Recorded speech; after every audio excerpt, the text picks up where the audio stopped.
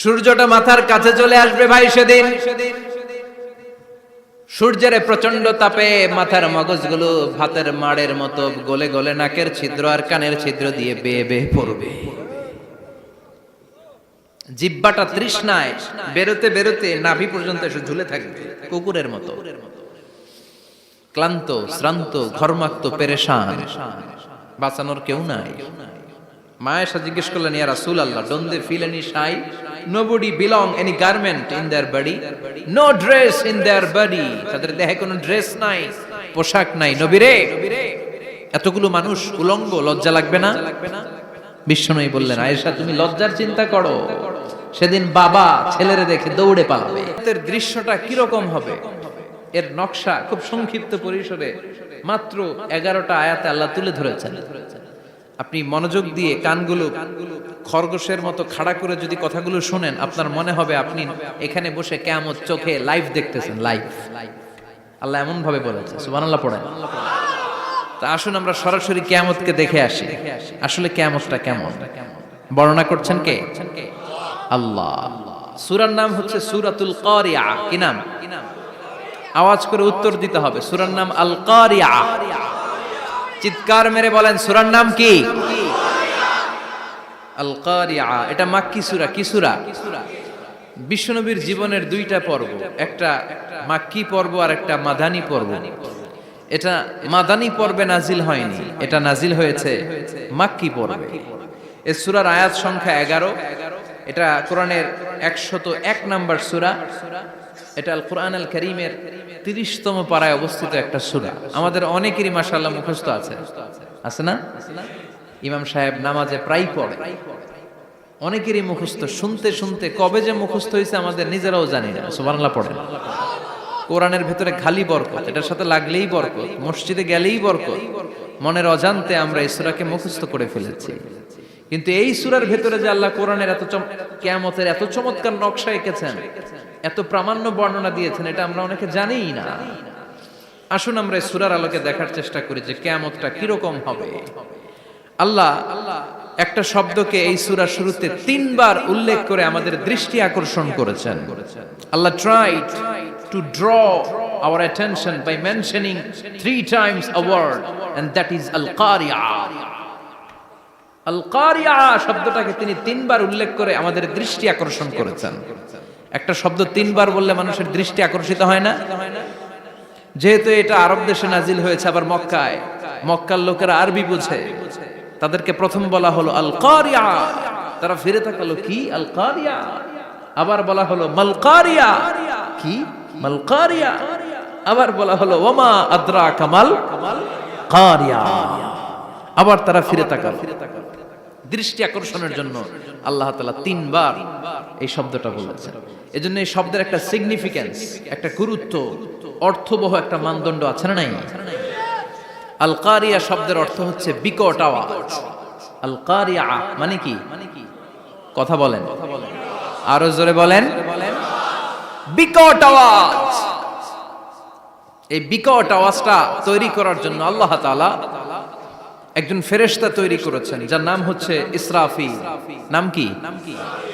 আমাদের মধ্যে অনেকের নাম কিন্তু আমরা ইসরাফিল রাখি, তাই না? ইসরাফিল আছে না নাই? আজরাইল কিন্তু রাখে না কেউ, ডরে। কেন রাখে না? ভয় পায়। কিন্তু ইসরাফিল আছে, আমার পরিচিত অনেকে আছে ইসরাফিল। তো এই ফেরেশতার পা হচ্ছে জমিনের নিচে, মাথা হচ্ছে আকাশের উপরে। এই ফেরেশতার কাজ হচ্ছে ওই বিকট শব্দ তৈরি করা। উনি একটা সাইরেনের মধ্যে ফু দিবেন, হুইসেল দিবেন, ট্রাম্পেট। ওই ট্রাম্পিটে, ওই সাইরেনে, ওই হুইসেলে ফু দিলেই শুরু হয়ে যাবে আল কারিয়া। মাল ওমা আদরাকা মাল। এই ফেরেশতার দায়িত্বই হচ্ছে ওই বাঁশির মধ্যে ফু দেয়া। Whistle, siren, trumpet. আরবিতে এটাকে বলা হয় আসুর। ইদা নুফিখা ফিস সূরি নাফখা ওয়াহিদা। যখন তিনি ওই সিংহে একটা ফু দিবেন, সব লন্ডভন্ড হয়ে যাবে, কিচ্ছু খুঁজে পাওয়া যাবে না। আল্লাহ ওনাকে তৈরি করেছেন শুধু এই হুইসেলের মধ্যে, বাঁশির মধ্যে 3টা ফু দেওয়ার জন্য। কয়টা? বিকট আওয়াজ, গগন বিদারী শব্দ, প্রচন্ড একটা সাউন্ড, জাইগান্টিক সাউন্ড। যে আওয়াজ যে শব্দ কেউ শুনে নাই। শুনছেন? পৃথিবীতে আপনারা কে সবচেয়ে বেশি আওয়াজের কিছু শুনেছেন? সবচেয়ে বেশি আওয়াজ আপনার জীবনে ঘটেছে কোন জায়গায়? কি দেখেছেন যে অনেক আওয়াজ হয় সেখানে? বলেন তো। হ্যাঁ, বজ্রপাত। বজ্রপাতের আওয়াজ আপনি শুনেছেন, বিকট আওয়াজ, তাই না? বজ্রপাতকে আঞ্চলিক ভাষায় আপনারা কি বলেন? হ্যাঁ, ঠেড়া। ঠেড়া অনেক জায়গাতেই বলে ঠেড়া। নোয়াখালীতে বলে ঠেড়া হচ্ছে, হাতের উপরে আল্লাহ ঠেড়া হচ্ছে, আছে না নাই? তো এই যে ঠেড়া, বজ্রপাত, ইংরেজিতে বলে থান্ডার, আসলে এটার আওয়াজ বড় ভয়ঙ্কর, প্রচন্ড আওয়াজ। আচ্ছা, আর আপনি বলেছেন কি গাড়ির চাকা যদি পাংচার হয়, হ্যাঁ এটা তো আওয়াজ হতে পারে। আমরা মাঝে মাঝে রাস্তায় চড়ি, আমরা দেখি ট্রাকের চাকা যখন পাংচার হয় আমরা লাফ দিয়ে উঠি, বিকট আওয়াজ হয়, ভয় পেয়ে যায়, এতে দুর্ঘটনাও ঘটে, ঠিক কিনা? আচ্ছা, এক নম্বরে পেলাম ঠেড়া, বজ্রপাত, দুই নম্বরে পেলাম ট্রাকের টায়ার পাংচার হলে। আর কে কি আওয়াজ শুনেছেন জীবনে? ভয়ঙ্কর আওয়াজ। কি করলে ভয়ঙ্কর আওয়াজ হয় বলেন? হ্যাঁ, কি করলে? ও ট্রান্সফরমার, ইলেকট্রিক্যাল ট্রান্সফরমার যদি ব্রাস্ট হয়ে যায় আওয়াজ আছে না নাই? পাওয়া গেল আরেকটা। আর কি আওয়াজ আছে? ককটেল মারলে, গ্রেনেড হামলা, বোমা মারলে, সিলিন্ডার ব্রাস্ট হইলে। আর আছে? হ্যাঁ, হাই স্কুলে দপ্তরি যখন ঘন্টার মধ্যে বেল বাজায় আওয়াজ আছে না নাই? হাতুড়ি দিয়ে লোহার মধ্যে বাড়ি মারলে আওয়াজ আছে না নাই?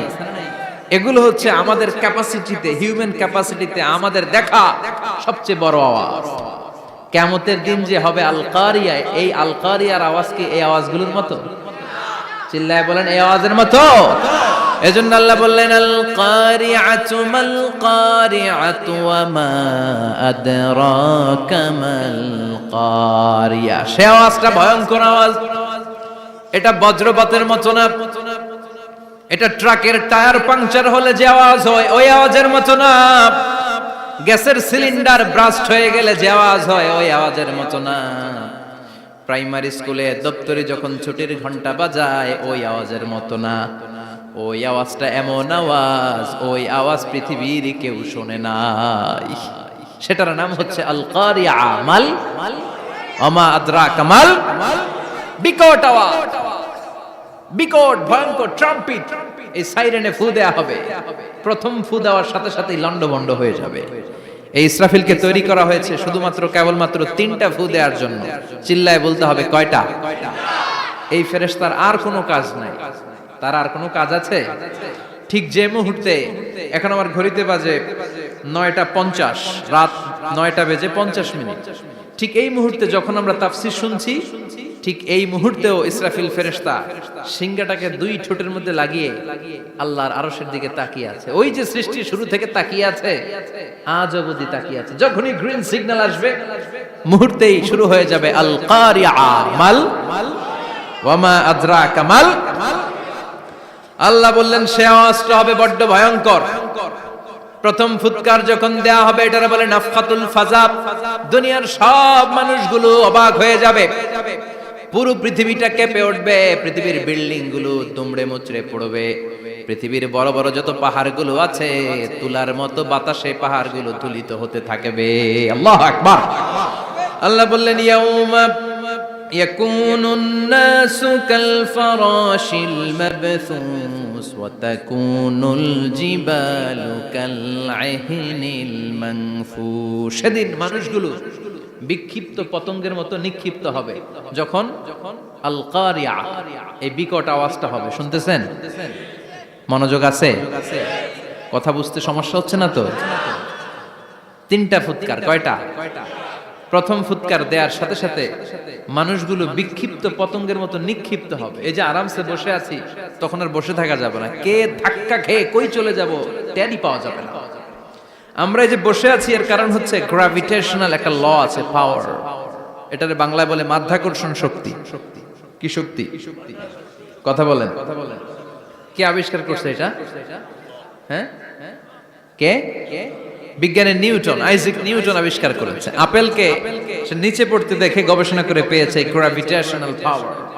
ওইটা থাকার কারণে পৃথিবীর সেন্টার সবকিছুকে নিচের দিকে টানে, নিজের দিকে টানে, ফলে আমরা বসে আছি। কিন্তু এই মাধ্যাকর্ষণ শক্তির বাইরে যদি আমরা আকাশে উঠে যাই, আর কিন্তু কোনো টানাটানি নাই, আপনি শূন্যে ভেসে থাকবেন। নভোচারীরা মহাশূন্যে যে ভেসে থাকে, কিয়ামতের ওই ধাক্কার ভাইব্রেশন যখন শুরু হয়ে যাবে, পুরো পৃথিবীটা মুহূর্তের মধ্যে কেঁপে উঠবে। এমন কম্পন, এমন আওয়াজ পৃথিবীবাসী এর আগে আর শোনে নাই। একটা ধাক্কার চোটে মানুষগুলো ছিটকে কে যেন কই পড়ে যাবে, কেউ টের পাবে না। কে কই চলে গেছে হিসাব নাই। সব থাকবে ওই টাইমে, সব থাকবে না। কেউ থাকবে টয়লেটে, কেউ থাকবে ঘুমে, কেউ থাকবে বাজারে। আপনাদের নিমসার বাজার তো থাকবে তখন, না থাকবে? কই যে লন্ডভন্ড হয়ে যাবে হিসাব নাই। কে যে কোথায় ছিটকে পড়বো আমরা জানি না। বিক্ষিপ্ত পতঙ্গের মতো আমরা নিক্ষিপ্ত হব। শীতকালে আমার দেশের ছেলেরা রাত্রেবেলা ব্যাডমিন্টন খেলে, র্যাকেট খেলে না? নিমসারে বোধহয় খেলে টেলে না, খেলে। তো ওরা বাঁশ গেড়ে দেয়, ক্ষেতের মাঝখানে কি গাড়ে, এরপর বাঁশের মধ্যে লাগায় কি লাইট।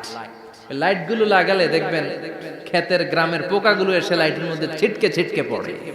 আমাদের অবস্থায় পোকার মতো হবে তখন। আল্লাহ সেটাই বললেন, ইয়াউমা ইয়াকুনুন নাসু কাল ফারাশিল মাবসুস, বিক্ষিপ্ত পতঙ্গের মতো মানুষগুলো নিক্ষিপ্ত হবে। ওয়া তাকুনুল জিবালু কাল আহিনিল মানফুশ, তুলাকে যখন পিটানো হয়, ধ্বনিত করা হয়, দেখবেন তুলার ছোট ছোট কণা বাতাসের মধ্যে ভাসতে থাকে। ফু মারলে আরো দূরে যায়, আরো বাতাস আসলে উড়ে উড়ে যে কোথায় চলে যায় টের পাওয়া যায় না। সুবহানাল্লাহ। বিশাল বিশাল পাহাড়গুলো এরকম ধ্বনিত তুলার মতো সামনে উঠতে থাকবে, একটা পাহাড়ও টিকবে না। বাংলাদেশের সবচেয়ে বড় পাহাড়ের নাম কি জানেন? তাজিংডং পর্বত। কিন্তু সবচেয়ে বড় পাহাড় হচ্ছে গারো পাহাড়, ময়মনসিংহে। ওটা থাকবে কিয়ামতের দিন। আল কারিয়া, আল কারিয়ার সময় টিকবে ওটা। তাজিংডং বিজয় সবচেয়ে বড় পর্বত শৃঙ্গ। কোথায় এটা? বান্দরবান। এটা টিকবে? কেউকারাডাং একটা আছে না? চিম্বুক আছে না? টিকবে? টিকবে না। পৃথিবীর সবচেয়ে বড় পাহাড় মাউন্ট এভারেস্ট নেপালে 29,035 ফিট উঁচু, টিকবে? ইউরোপের সবচেয়ে বড় পাহাড় আল্পস পর্বতমালা টিকবে না। আমেরিকার সবচেয়ে বড় পাহাড় আলাস্কা পর্বতমালা টিকবে না। আরব বিশ্বে বিশাল একটা মাউন্টেন রেঞ্জ আছে, ওইটার নাম তুর পাহাড়, ওইটাও টিকবে না। একটা পাহাড়ও থাকবে না। পাহাড়গুলো ভেঙে দুমড়ে মুচড়ে তুলার মতো ধ্বনিত হতে থাকবে। চিৎকার করে পড়েন আল্লাহু আকবার। এই যে 5 তলা, 7 তলা, 10 তলা দেদারসে টাওয়ার উঠতে শুরু করেছে, বিল্ডিং বাড়তে শুরু করেছে। কিয়ামত যখন শুরু হবে, আল কারিয়া যখন শুরু হয়ে যাবে, রব্বুল আলামিন পুরো পৃথিবীটারে ধরে একটা ঝাঁকুনি মারবে। ওই ঝাঁকুনির চুটে 8 তলা 10 তলা বিল্ডিং গুলো টিকবে নাকি? 30 তলা 50 তলা হলে তো আর ভাঙবে না। বুর্জ আল খলিফা ভাঙবে না। দুবাইয়ের বুর্জ আল খলিফা সবচেয়ে উঁচু টাওয়ার এটা। কিংডম টাওয়ার, এটা নাকি আরো উঁচু হবে, 1000 মিটার উঁচু হবে।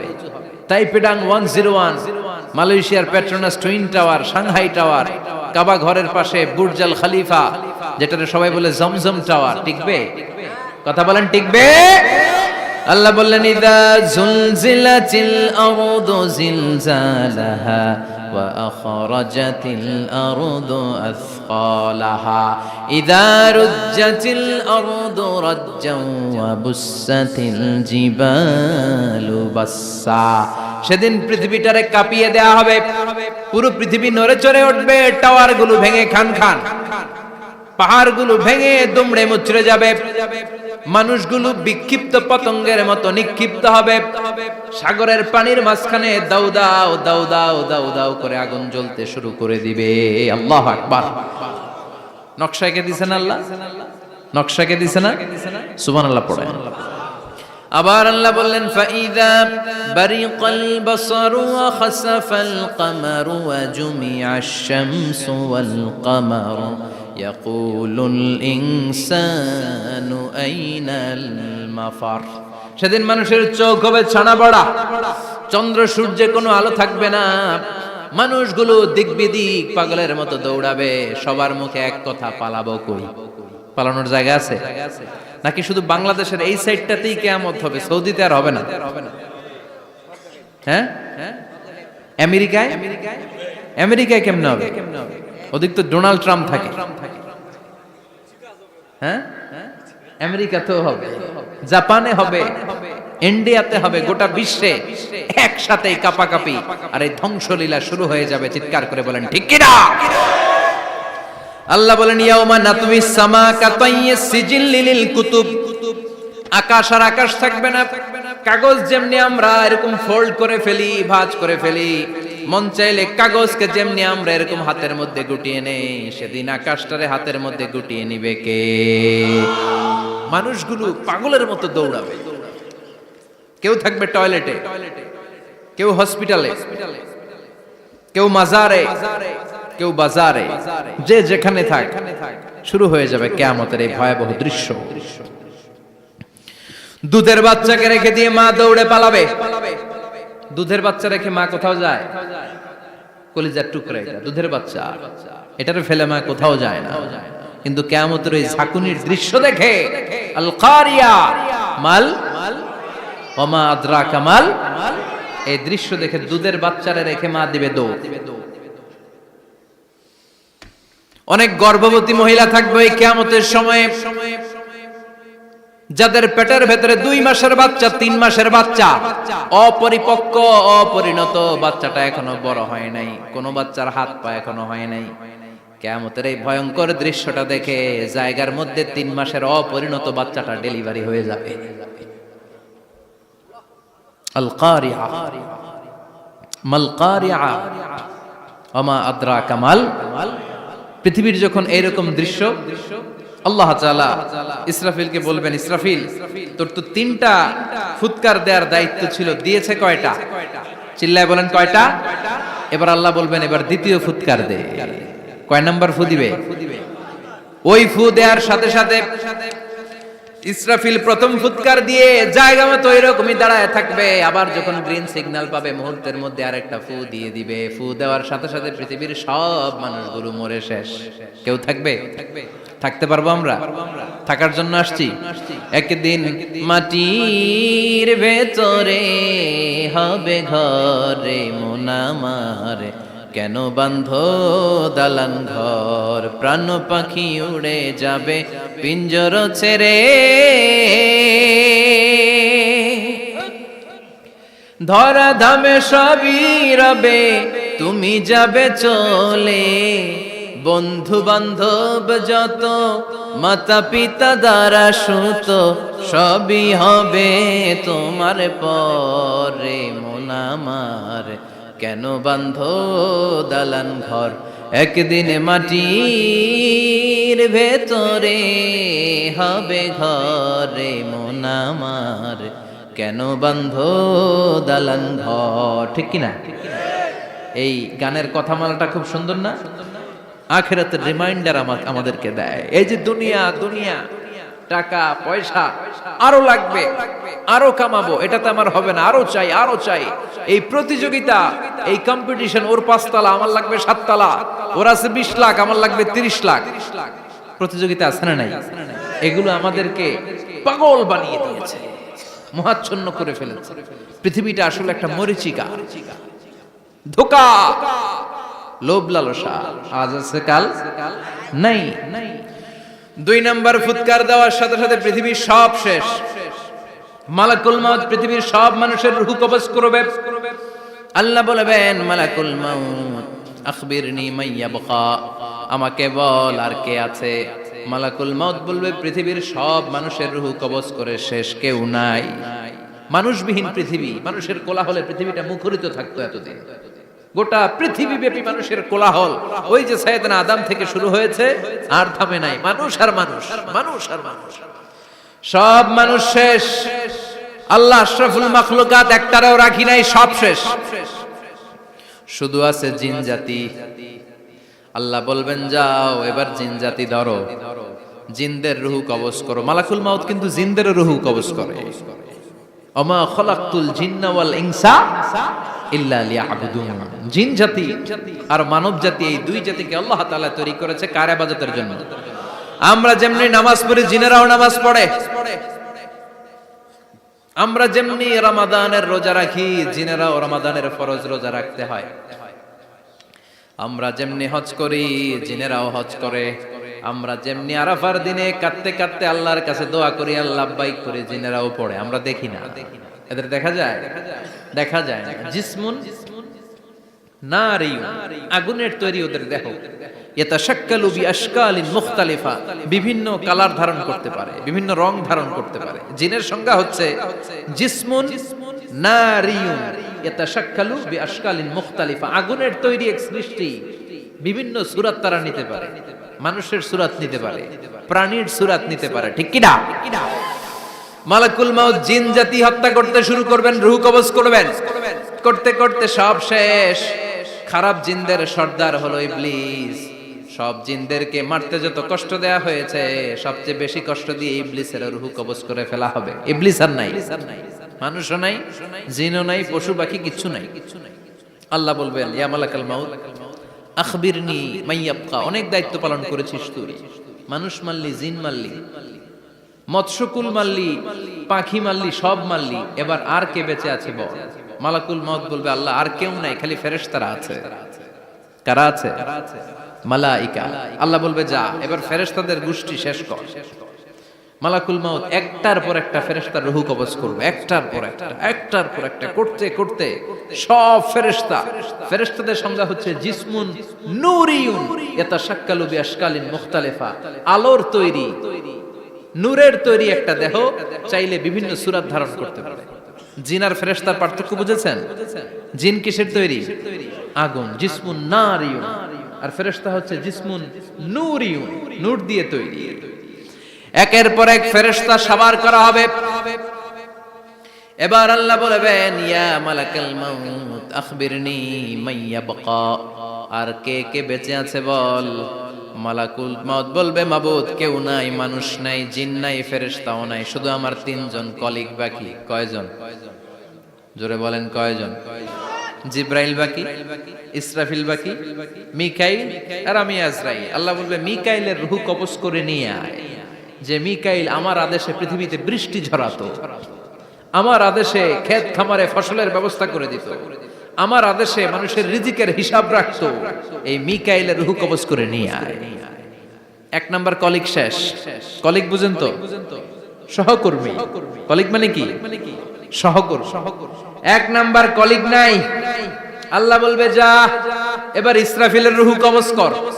ইসরাফিল ফেরেশতা তখনও আল্লাহর আরশের দিকে ঠোঁটের মাঝখানে বিশাল সিংহটা নিয়ে তাকিয়ে আছে। ওই মুহূর্তে মালাকুল মাউত যে সালাম দিয়ে রূহটা কবজ করে ফেলবে। ইসরাফিলও নাই, ইসরাফিলও নাই। আল্লাহ বলবে, যা দুনিয়ার সব নবীদের কাছে ওহী দিয়ে, কোরআন দিয়ে, ইনজিল দিয়ে, তাওরাত দিয়ে, জাবুর দিয়ে আমি যেই ফেরেশতারে পাঠাতাম, ওই রূহুল আমিন জিব্রাইলের রূহটাও কবজ করে নিয়ে আয়। জিব্রাইলের রূহ কবজ হয়ে যাবে। এবার তিনজন কলিগই শেষ। আছে কেউ? আছে? এবার আল্লাহ বলবে, ইয়া মালাকাল মাউত, হে মৃত্যুর ফেরেশতা, আখবিরনি মাইয়াবকা, মহাবিশ্বে আর কে কে আছে বল। আজরাইল বলবে, কেউ নাই, মানুষ নাই, জিন নাই, ফেরেশতা নাই, আমার কলিগরাও নাই, আমি বড় একা। এখন আমি একা হয়ে গেছি। আল্লাহ, আছি শুধু আমি। মালাকুল মাউত, তোমার হুকুমের গোলাম। আর আনতাল হাইয়ুল কাইয়ুম, তুমি শাশ্বত চিরঞ্জীব, তুমি তো মরবা না, আমি আছি। ভাবছে উনিও থাকবে, উনি আর আল্লাহ থাকবে। আল্লাহ বলবে, মালাকুল মাউত এবার তুই মর, এবার তুই মর। এই কথা শুনে মালাকুল মাউতের খিচুনি উঠে যাবে। আজীবন মারছে, আজকে মরবে। খিচুনি উঠে যাবে, জ্বর এসে যাবে, কাঁপুনি ছুটে যাবে, কাঁপতে থাকবে। আল্লাহ বলবেন, কাঁপাকাঁপি করে লাভ নাই, মর। মালাকুল মাউত বলবে, মাবুদ এইটা আবার কেমন কথা? সবাই রে আমি মারলাম, আমি মরুম কেন? আমি না মারছি, আমি না মেরেছি, আমি মরবো কেন? আল্লাহ বলবেন, কথা নাই, মর। ও আল্লাহ, আমি কেন মরবো? আমি না দুনিয়ার সবাই রে মারলাম। আল্লাহ বলবেন কুল্লু নাফসিন যায়িকাতুল মাউত, পৃথিবীর প্রতিটা আত্মারে মৃত্যুর স্বাদ নিতে হবে রে মালাকুল মাউত, তুইও মরবি, মর।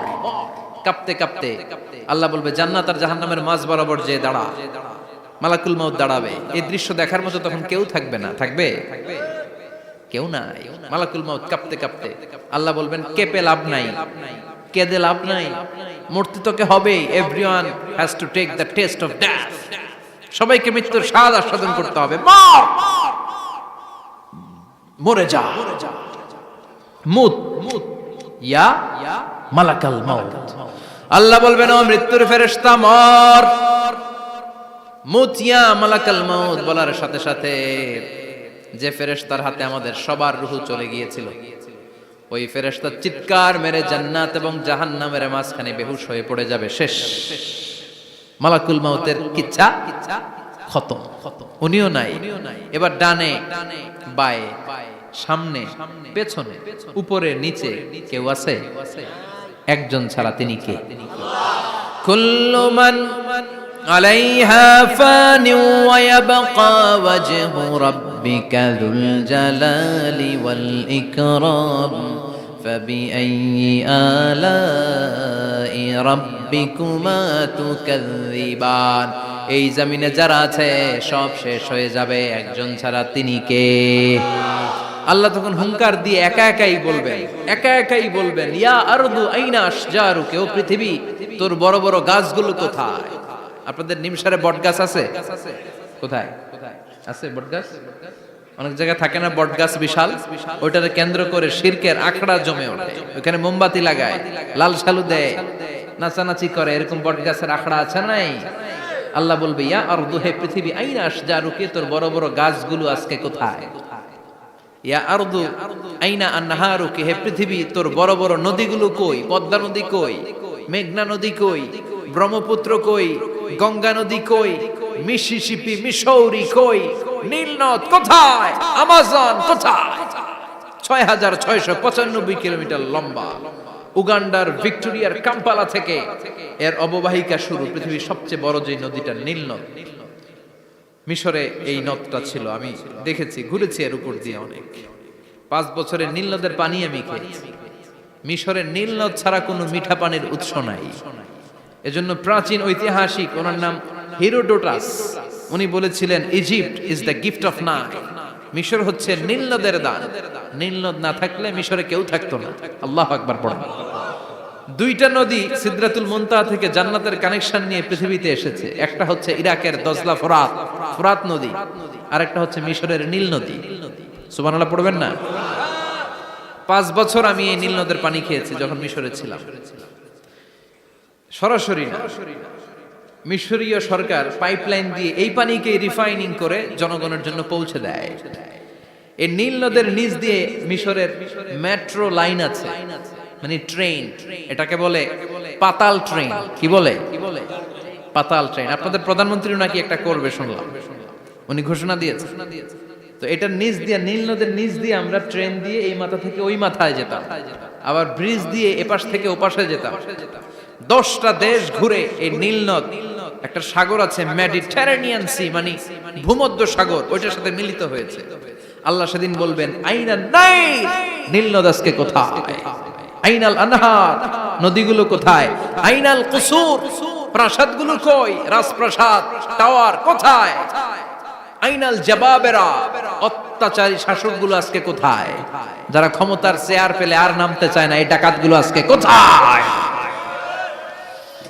আল্লাহ বলবে আইনাল জাবাবেরা, ফেরাউন কোথায়? নমরুদ কোথায়? আবু জাহেলের গোষ্ঠী কোথায়? ফেরাউনের চাচাতো ভাইরা কোথায়? নমরুদের চাচাতো ভাইরা কোথায়? কোথায়? যারা ক্ষমতার দাপট দেখিয়েছে, কোনো আওয়াজ আছে? কথা বলেন। আল্লাহ বলবেন লিমানিল মুলকুল ইয়াউমা লিল্লাহিল ওয়াহিদিল কাহ্হার। লিমানিল মুলকুল ইয়াউম, আজকে ক্ষমতা কার? একটা চিৎকার দিয়ে উত্তর দেন, সেদিন ক্ষমতা কার? Who belongs the kingdom today?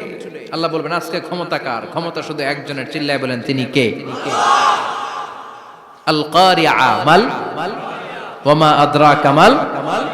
ইসরাফিলের সিংহায় ফু দেওয়ার ডিউটি হচ্ছে 3 বার দিতে হবে। কয়বার দিছে? কয়বার মনে আছে? খেয়ে ফেলাইছেন মনে হয়। দিতে হবে মোট কয়টা? দিয়েছে কয়টা? বাকি আছে, ওটা দেয়া লাগবে না? আল্লাহ ইসরাফিলকে রুহু দিয়ে আবার দাঁড় করায় দিবেন। সুবহানাল্লাহ পড়ে। সবার আগে ইসরাফিলকে রুহু দিয়ে দাঁড় করিয়ে দিলে উনি ওনার ডিউটি পালনের জন্য আবার সিংহার মাঝখানে ঠোঁট লাগিয়ে তাকিয়ে থাকবে আরশের দিকে। আল্লাহ বলবে, ইসরাফিল এবার 3 নাম্বার ফু দিয়া ডিউটি শেষ কর। সুবহানাল্লাহ। বাড়িতে গিয়া আল্লাহ বলবেন 3 নাম্বার ফুৎকার দে। বলার সাথে সাথে ইসরাফিল সিংহাটা 2 ঠোঁটের মাঝখানে দিয়ে বিশাল আরেকটা ফুৎকার দিবে।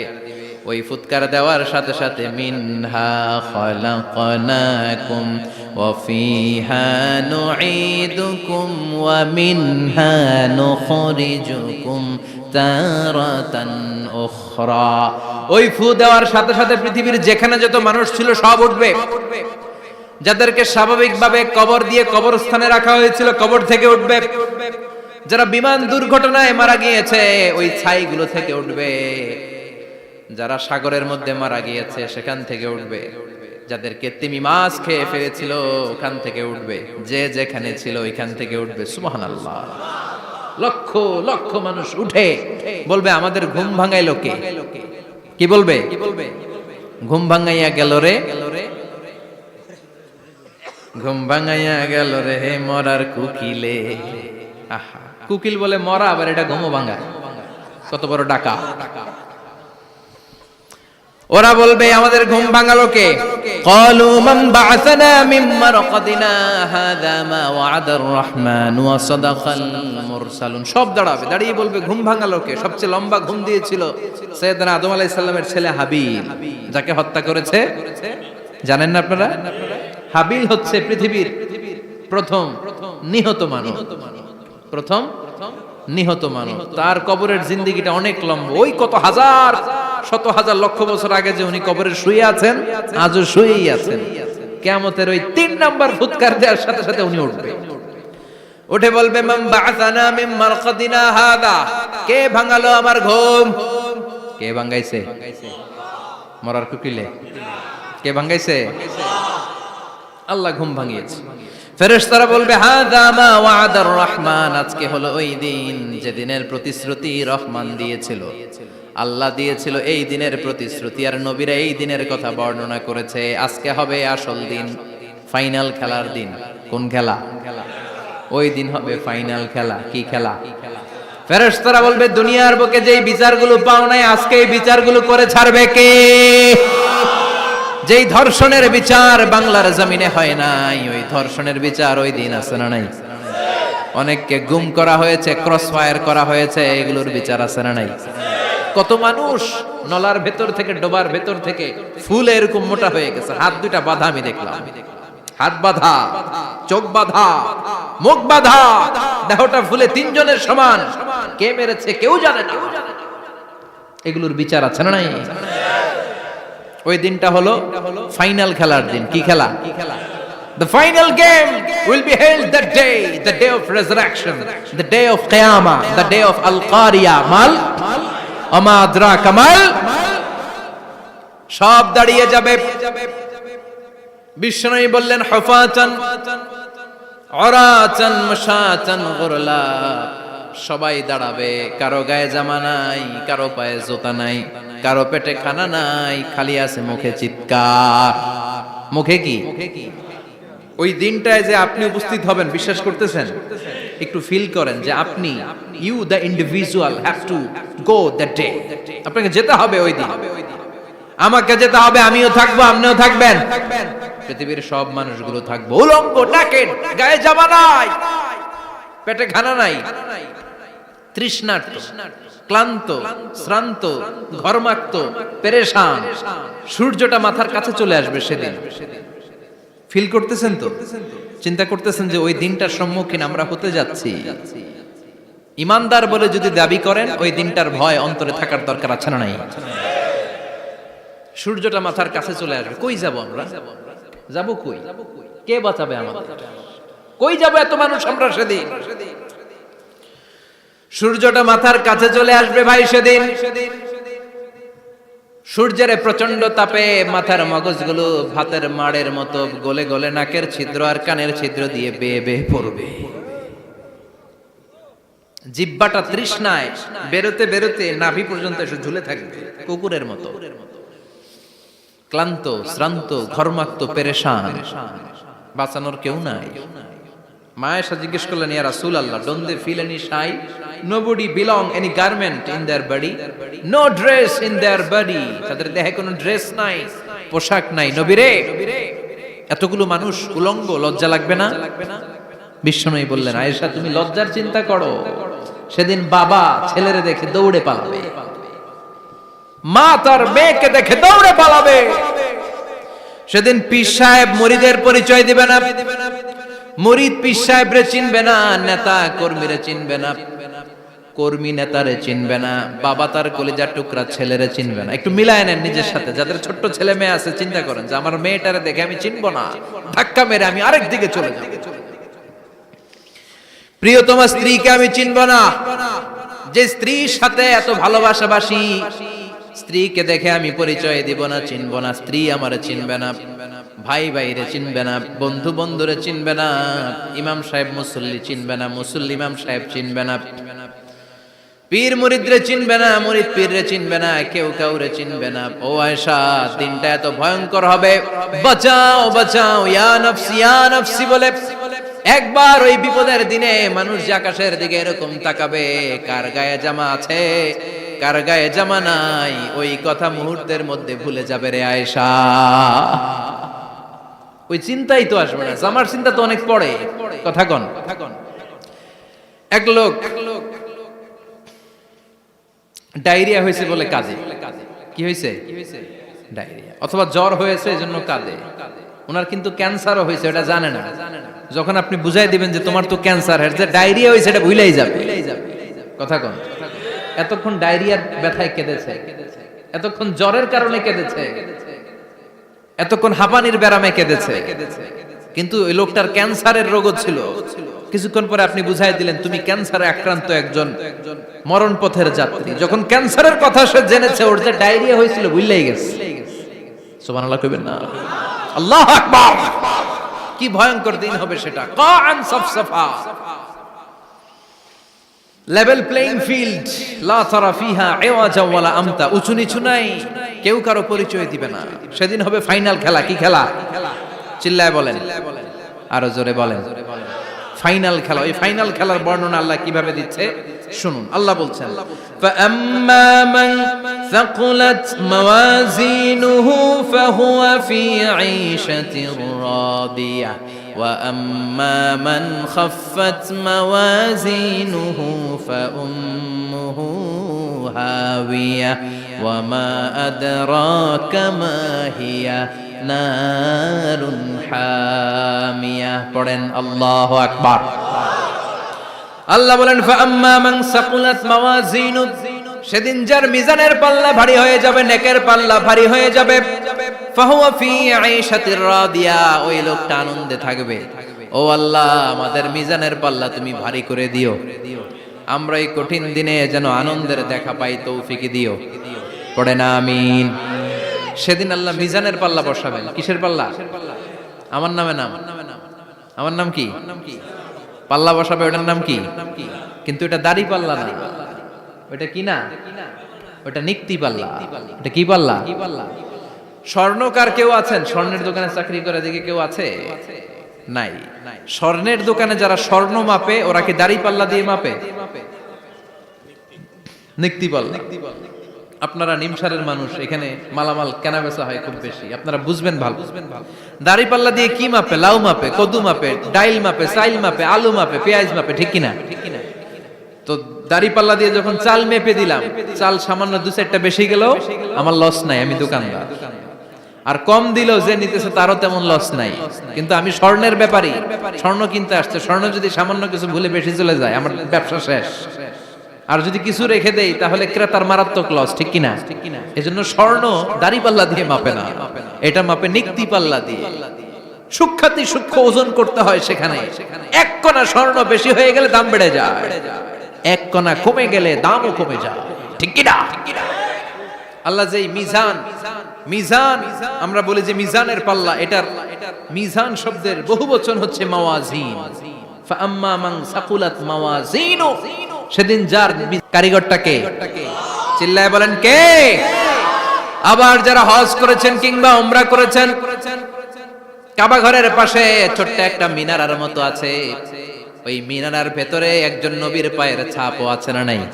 ওয়াত্তাখিযু মিম মাকামি ইব্রাহিম মুসাল্লা, পড়েন আল্লাহু আকবার। সাইয়েদনা ইব্রাহিমের পায়ের ছাপ আল্লাহ রেখে দিলেন জান্নাতের একটা পাথর। সাইয়েদনা ইব্রাহিম তার ছেলেকে নিয়ে, সাইয়েদনা ইসমাইলকে নিয়ে আল্লাহর ঘর বানানো শুরু করলেন। বানাতে বানাতে আর উপরের দিকে বানাতে পারে না, ছেলে পাথর এনে দেয়, সাইয়েদনা ইব্রাহিম রাখতে পারে না। আল্লাহরে বললেন, আল্লাহ আরেকটু বানানো লাগবে, কিন্তু আমি তো নাগাল পাই না। আল্লাহ বললেন, ইব্রাহিম টেনশন নিও না, চিন্তার কারণ নাই, জান্নাত থেকে স্পেশাল একটা পাথর এনে দিলাম, এই পাথরের উপর দাঁড়িয়ে যাও, যতটুকু মন চায় লিফটের মতো পাথরটা উপরে উঠে যাবে, আবার কাজ শেষ হলে নিচের দিকে নেমে যাবে। সুবহানাল্লাহ। কি নবী! বাবা হচ্ছে রাজমিস্ত্রি, চিফ মিস্ত্রি, ছেলে হচ্ছে যোগালী, দুইজনকে দিয়ে আল্লাহ কাবা বানালেন, আবার কাবা ঘর ঝাড়ু দেওয়ালেন। কোন সুবহানাল্লাহ।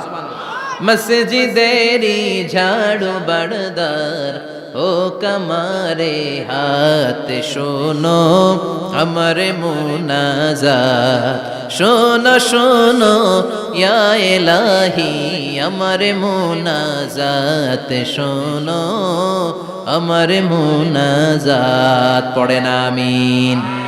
তার মানে বামপন্থীর আমল নামা ছাড়াই বামপন্থীর আঙ্গুলের ফিঙ্গারপ্রিন্ট আল্লাহর কাছে আছে না নাই?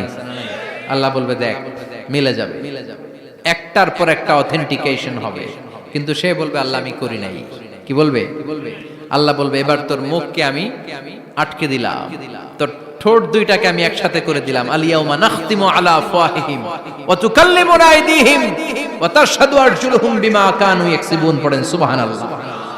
এবার ওর ঠোঁট বন্ধ হয়ে যাবে, মুখ দিয়ে আওয়াজ নাই, ওর হাত বলবে আল্লাহ এই হাত দিয়ে অন্ধকার রাতে আমি একজনকে মেরেছি, এই পা বলবে এই পা দিয়ে আমি ওই জায়গায় অন্যায় কাজ করার জন্য গিয়েছি। সাক্ষী আছে না নাই? কথা বলেন। সেদিন বাঁচার কোনো উপায় আছে? এজন্য আল্লাহ বললেন, ওয়া আম্মা মান খাফফাত মাওয়াজিনুহু ফাউম্মুহু হাওিয়া ওয়া মা আদরাকা মা হিয়া নারুন হামিয়া, পড়েন আল্লাহু আকবার। ওই দিন বাঁচার উপায় নাই, ওই দিন তার কপালে আছে আগুন। ওই দিন কপালে কি? নারুন হামিয়া, the blazing fire, the blazing fire, জ্বলন্ত প্রজ্বলিত আগুন। আল্লাহর শাস্তি বড় শাস্তি, এজন্য আগুন দিয়ে প্রাণী মারাও নিষেধ, কারণ আগুন দিয়ে শাস্তি দিবে শুধু একজন, তিনি কে? আর আমরা দোয়াতেও বলি ওয়াকিনা আযাবান, আল্লাহ আগুনের শাস্তি থেকে তুমি আমাদেরকে বাঁচাও। এজন্য আগুনের শাস্তি থেকে বেঁচে থাকার দরকার আছে না নাই? নামাজ ধরে না ছেড়ে, চিল্লায় বলেন, 5 ওয়াক্ত সালাত জামাতের সাথে আদায় করতে হবে, প্রতিদিন কোরআন তেলাওয়াত করতে হবে, আব্বা আম্মার খেদমত করতে হবে, কোরআন পড়তে হবে, আর ইসলামের পক্ষে থাকতে হবে। চিল্লায় এখন ঠিক কিনা? তা না হলে কপালে জুটবে নারুন হামিয়া, দ্য ব্লেজিং ফায়ার। আল্লাহ এই আগুন থেকে তুমি আমাদেরকে বাঁচাও, জাহান্নাম থেকে আমাদের বাঁচাও, আমাদের পরিবারকে বাঁচাও, আমাদের ভবিষ্যৎ প্রজন্মকে বাঁচাও। চিল্লায় পড়ে না আমিন। কিয়ামতের নকশা চোখে আল্লাহ তুলে ধরছে না? কেমন হবে কিয়ামতটা আজকে বুঝতে পারছেন না? এটার ভয়, এই কিয়ামতের বিভীষিকাময় কিয়ামতের ভয় আমাদের অন্তরে আছে না নাই? কিয়ামতের ভয় যাদের অন্তরে থাকে তার দ্বারা কি কোনো পাপ কাজ করা সম্ভব? কথা বলেন। কারণ তার অন্তরে ভয় থাকে একজনের, তিনি কে? আল্লাহর ভয়কে আরবিতে বলে তাকওয়া। আরবিতে কি বলে? এই তাকওয়া যদি কারো অন্তরে থাকে তার দ্বারা কোনো অন্যায় করা সম্ভব হয়। আল্লাহ আমরা যেন বেশি বেশি মুত্তাকি হতে পারি, তুমি তৌফিক দাও। আর জোরে পড়েন আমিন। যতগুলো কথা বলেছি কোরআন সুন্নাহর আলোকে বলেছি, বানিয়ে কিছু বলি নাই। তারপরেও আমার মনের অজান্তে কোনো মিস ইনফরমেশন যদি আমার মুখ ফসকে বেরিয়ে যায়, উঠতেছেন কেন আপনারা? বসেন, কথা দিয়েছেন একসাথে বিদায় নেবেন, বসেন। সেগুলোর জন্য আল্লাহ তাআলা আমাদের স্মৃতিপট থেকে মুছে দেয়, আমরা পড়ি আমিন। আসসালামু আলাইকুম বন্ধুরা, ভিডিওটি কেমন লাগলো? যদি ভালো লাগে থাকে অবশ্যই কমেন্ট করে জানাবেন। ভিডিওটি আপনাদের বন্ধুদের মধ্যে শেয়ার করে দিবেন। আর যদি চ্যানেলে নতুন হয়ে থাকেন অবশ্যই চ্যানেলটি সাবস্ক্রাইব করে দিবেন। ধন্যবাদ সবাইকে।